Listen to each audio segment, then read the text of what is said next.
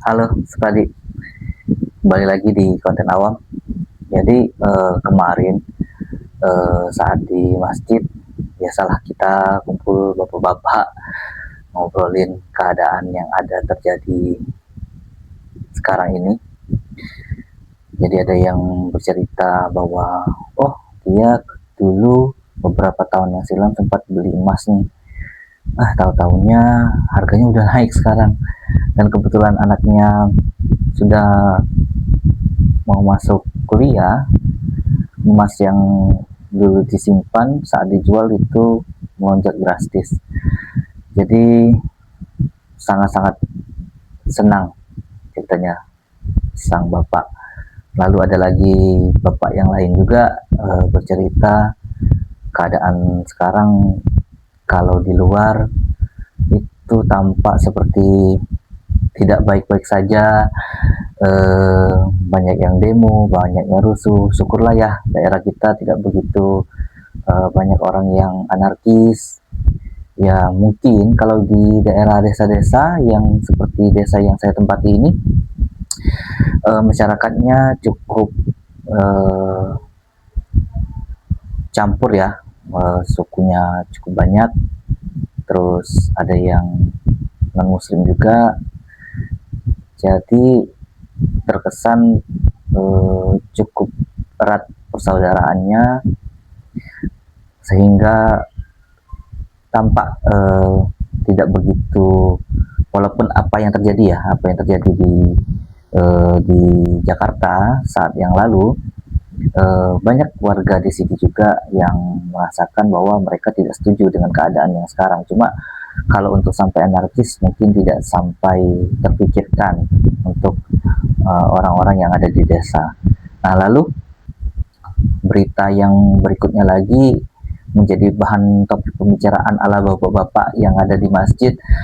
Kok keadaan makin ini ya, apa di daerah lain kayak misalnya di Nepal udah kerusuhan, pemerintahnya runtuh, lalu nyambung lagi ke Inggris, ada demo juga, terus ada juga di apa namanya, daerah negara ini ya katanya apa, Amerika Latin, seperti di Ekuador saya bilang kan, ya di Ekuador. Nah, sampai juga kemarin ada juga berita di Australia ada demo juga.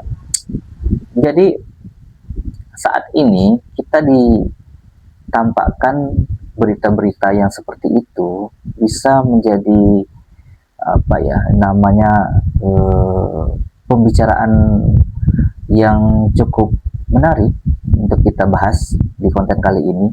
Kenapa sih sampai terjadi di era yang sekarang ini, di tahun yang 2025 ini, banyak keresahan, banyak kemarahan, banyak kekecewaan, apalagi untuk generasi kita, generasi dimulai dari generasi Gen Z, lalu sampai ke generasi yang terbaru, banyak rasa yang tidak bisa dikeluarkan walaupun kita sudah mencoba menggunakan hak suara kita melalui apa itu, penyuaraan melalui medsos ataupun langsung turun ke jalan, tapi bisa kita tarik benang merah, kejadian ini terjadi di seluruh dunia. Dan ada berita juga yang menyampaikan bahwa kerusuhan atau demo ini terinspirasi dari Indonesia yang menyebar ke negara-negara lain. Tapi sepertinya harus kita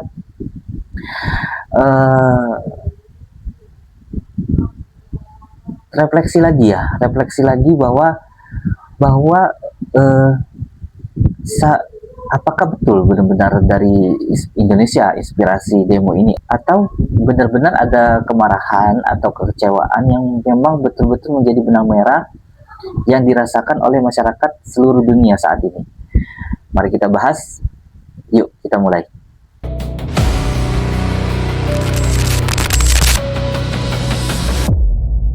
Pradi, semenjak tahun 2017, 2018, 2019, tren yang terpilih untuk jadi kepala negara atau kepala pemerintahan yang terpilih di berbagai belahan dunia adalah gaya kepemimpinan yang lumayan keras.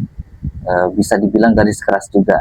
Kenapa hal ini menjadi tren? Karena saat ini dunia memang butuh pemimpin yang berani mengambil keputusan walaupun tidak banyak disukai oleh masyarakat.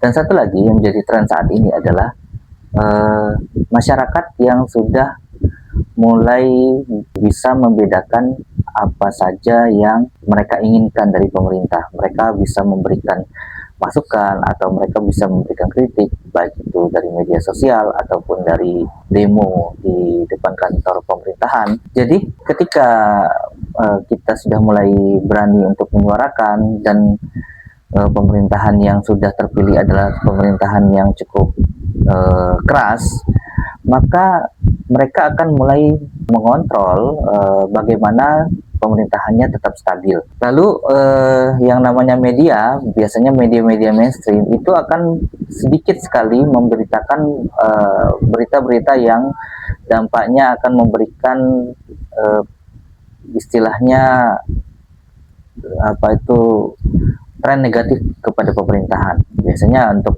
isu-isu yang sangat-sangat bisa berujung meruntuhkan pemerintah itu biasanya akan diredam. Nah, lalu saat masyarakat yang mulai resah, mereka turun ke jalan, lalu berhadapan dengan aparat dan harus berjibaku dengan pedihnya gas air mata hingga jatuhnya korban, luka-luka ataupun sampai meninggal dunia seperti kejadian di demo yang kemarin. Kita harus mulai memeriksa lagi benang merah yang terjadi saat ini itu apakah karena hanya pemerintahan saat ini di berbagai belahan dunia hanya mementingkan kelompok mereka saja, atau karena kebijakan yang tidak begitu memberikan efek yang baik kepada rakyatnya. Sepertinya itu hanya terlalu dangkal sih kalau kita hanya melihat ke arah situ saja.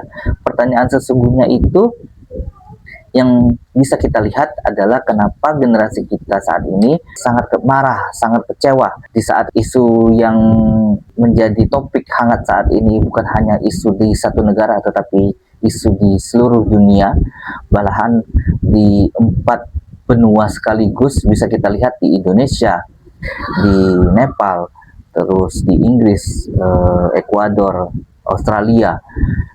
Kita bisa melihat demo yang besar sangat-sangat tidak bisa diredam lagi oleh pemerintahan, hingga ada beberapa pemerintahan yang harus turun dari kursi kepemimpinan mereka. Dan juga bisa kita lihat lagi tolak ukur ke belakangnya lagi, ini apakah hanya karena masyarakat yang resah ataupun masyarakat yang jengah setelah melihat betapa jumawa para pejabat-pejabat mereka, lalu anak istri mereka yang bisa flexing, menghambur-hamburkan keuangan dari hasil para pejabat ini.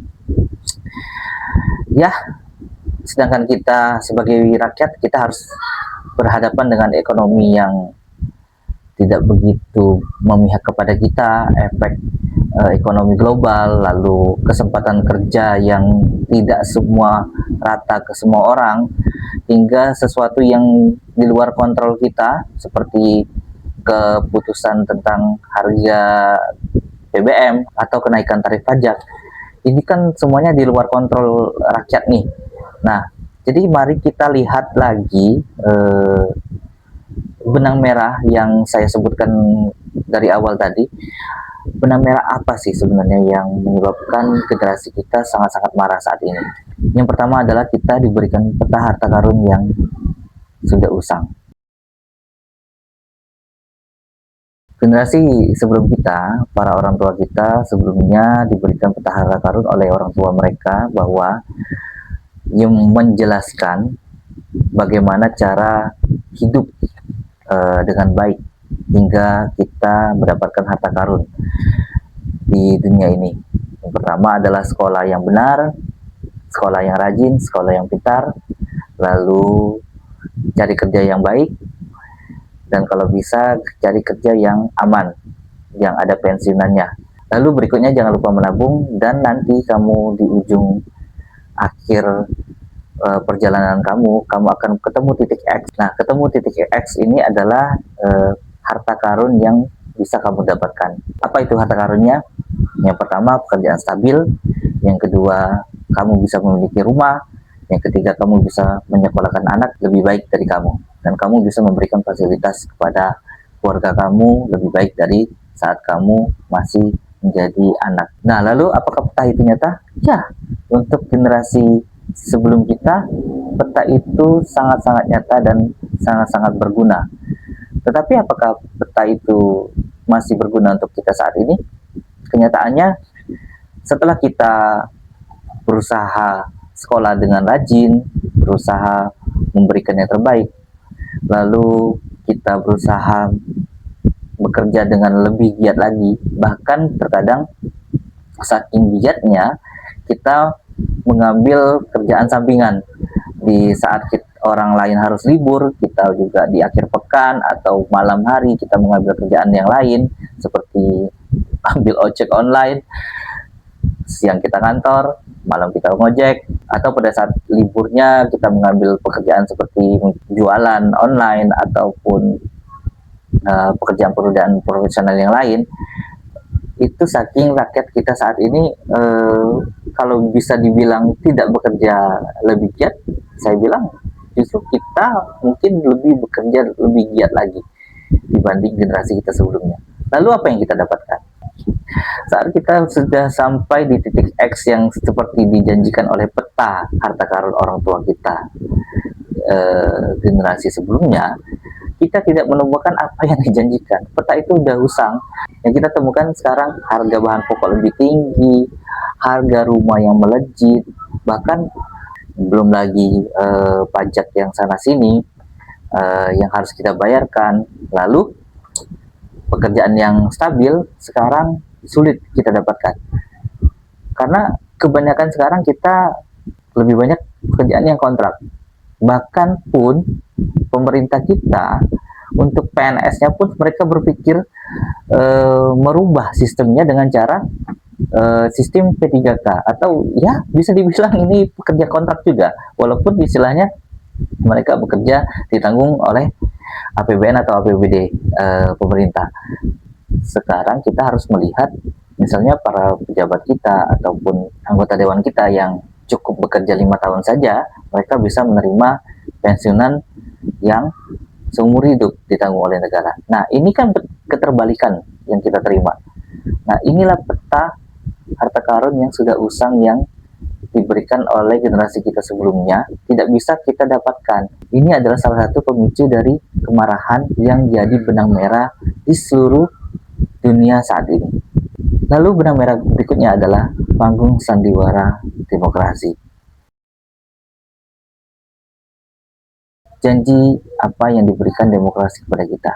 Janjinya adalah suara kita sangat-sangat berharga walaupun itu satu suara. Betul? Ya. Demokrasi menjamin bahwa kita bebas berpendapat, bebas bersuara dengan tata cara yang sudah diatur oleh demokrasi itu sendiri, melalui undang-undang yang sudah disahkan oleh setiap pemerintahan yang berdemokrasi. Lalu demokrasi ini menjamin bahwa suara kita sangat-sangat berharga dengan kita memilih calon pemimpin yang tanda kutip berasal dari rakyat, yang dipilih oleh rakyat, lalu tujuannya adalah memberikan efek positif, efek yang terbaik untuk rakyat katanya. Tetapi yang kita rasakan saat ini, saat kita mulai dewasa, makin tua, dan bahkan sudah beberapa pemilu, mungkin generasi saya sudah merasakan beberapa kali mengalami pemilu, apa yang kita dapatkan? Kita semakin merasa seperti sedang menonton sandiwara besar, sandiwara yang disiapkan oleh para pemegang teater. Aktornya mungkin bisa dipilih atau bisa berganti, tetapi teaternya tetap orang-orang itu yang punya. Di belakang panggung, kesepakatan-kesepakatan dibuat untuk kepentingan mereka, dan kita harus menonton apa yang menjadi pilihan kita. Tetapi harusnya kita sadar, kita tidak memilih apa yang kita inginkan, tetapi kita kita lebih memilih orang-orang yang sudah disiapkan menjadi aktor untuk kita tonton. Jadi hasilnya adalah undang-undang yang seharusnya melindungi kita malah terasa lebih menekan kita. Yang kedua, hukum yang seharusnya melindungi kita terasa lebih berat sebelah. Dan kita dipaksa untuk membeli tiket demokrasi ini dengan harga yang sangat mahal. Bahkan setiap 5 tahun banyak dari kita yang dibeli suaranya untuk bisa melanggengkan kondisi panggung sandiwara ini. Masih belum marah? Kita lanjut ke yang ketiga. Internet datang menjadikan sebuah sumur pengetahuan. Sumur yang memberikan air pengetahuan secara global. Kita bisa mengambil air pengetahuan ini dari sumur informasi ini yang bernama internet dari berbagai macam gadget ataupun dari berbagai macam waktu. Mau kita sambil rebahan, mau kita sambil bekerja, kita sangat-sangat terikat dengan sumur informasi ini. Lalu, diam-diam sumur informasi ini ada yang meracuni, yaitu para buzzer-buzzer yang membuat bagaimana algoritma itu bekerja. Memang mereka tidak bisa membuat algoritma karena setiap platform media sosial itu punya algoritmanya sendiri-sendiri. Tetapi mereka tahu cara kerjanya. Makanya buzzer-buzzer ini berusaha, saya tidak bilang buzzer ini yaitu buzzer pemerintah atau buzzer yang oposisi pemerintah, saya tidak bilang, tetapi saya bilang adalah buzzer-buzzer ini mereka membuat keadaan di sumur informasi ini menjadi sangat resah, sangat marah. Jadi semua orang ketika melihat handphone, ketika semua orang melihat media sosial, mereka merasa kemarahan ini. Jadi pastinya api ini tersulut ke semua orang. Internet yang seharusnya menjadi sumber informasi, sumber keakraban, dan setiap kita bisa terhubung ke semua orang, sekarang malah menjadi sumber penyakit yang malah membuat kita bisa berantem, kita bisa bermusuhan dengan bahkan tetangga kita sendiri gara-gara kita beda pilihan politik.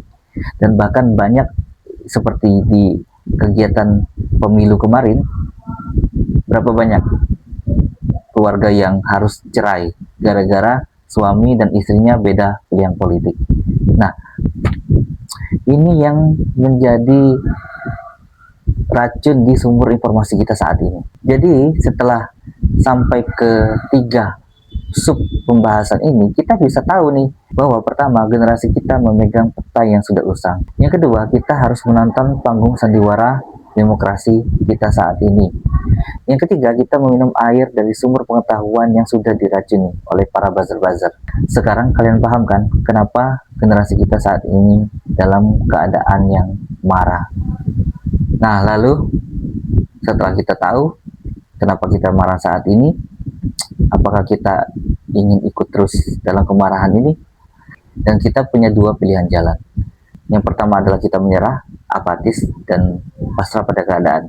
Jadi lupakan soal Indonesia Emas 2045, lupakan soal para elit politik kita saat ini akan bertobat dan mengurangi tingkat korupsi mereka. Dan ya, kita akan menjadi salah satu negara yang punya generasi yang kalah. Atau langkah kedua, kita menolak menjadi korban. Setelah kita sadar bahwa keadaan yang di luar kontrol kita saat ini, sistem yang berjalan saat ini, maka berteriak kepada sistem yang berjalan saat ini pun membuat suara kita akan menjadi lebih serak lagi. Perlawanan kepada sistem ini tidak hanya melewati demo di jalan, tetapi ada langkah-langkah kecil yang mungkin tidak banyak dipikirkan oleh orang lain, langkah yang sebenarnya bisa kita mulai dari diri kita saat ini. Langkah ini tidak bombastis dan mungkin tidak akan menjadi berita viral di media sosial. Langkah ini adalah pergerakan kecil untuk kita masing-masing. Ini adalah pergerakan ekonomi.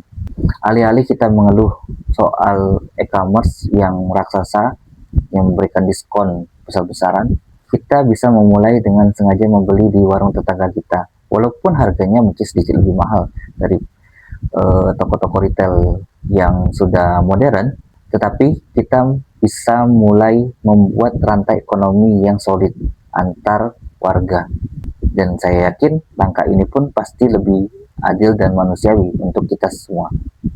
Pergerakan kedua adalah pergerakan sosial. Di saat algoritma ingin kita saling bermusuhan, saling benci ke semua pihak, ke satu sama lain, kita berusaha untuk membuat jaring pengaman kita sendiri dengan cara kumpul keluarga, kumpul dengan masyarakat. Saat tetangga kita yang sakit, kita menolong lebih cepat.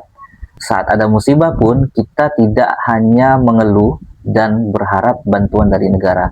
Kita berusaha untuk lebih mandiri atas apa yang terjadi, dan solidaritas antar warga itu adalah senjata kita. Maka ketika demo kemarin terjadi, solidaritas itu adalah kunci kenapa kita tidak sampai jatuh ke darurat militer. Dan yang terakhir, pergerakan mental. Kita dengan sengaja berusaha untuk mengurangi aktivitas scrolling. Kita sengaja untuk tidak memilih ikut nimbrung di komen-komen yang racun. Kita bisa mulai dengan membaca buku lebih banyak. Tidak perlu buku-buku tebal, cukup buku-buku yang sedikit bisa menambah pengetahuan, artikel-artikel yang sedikit bisa menambah pengetahuan, sehingga otak kita pun bisa lebih bekerja dengan lebih baik. Kita mulai berusaha untuk berbicara ke masyarakat yang ada di sekitar kita. Mungkin kalau yang lebih kecil, ke keluarga kita. Mungkin pertanyaannya, kapan terakhir kali kalian berbicara dengan orang tua kalian? Atau kalian berbicara dengan istri atau anak kalian atau suami kalian dengan benar-benar berbicara, bukan hanya berbicara tetapi berdiskusi. Nah, pergerakan mental ini akan mengembalikan pikiran dan mental kita menjadi lebih sehat lagi.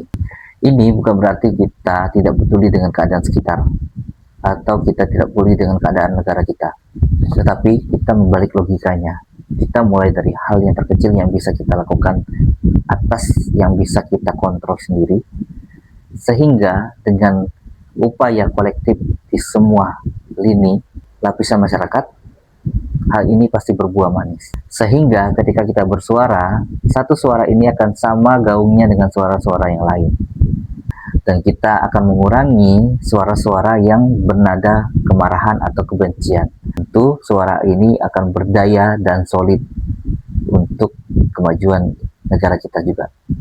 Nah, seperti kita sudah hampir sampai di penghujung video kita saat ini. Mungkin peta atau buku panduan dari orang tua kita yang telah diberikan kepada kita saat ini sudah usang, dan kita menulis penutup dari bab buku itu dengan cucuran air mata dan darah di jalanan.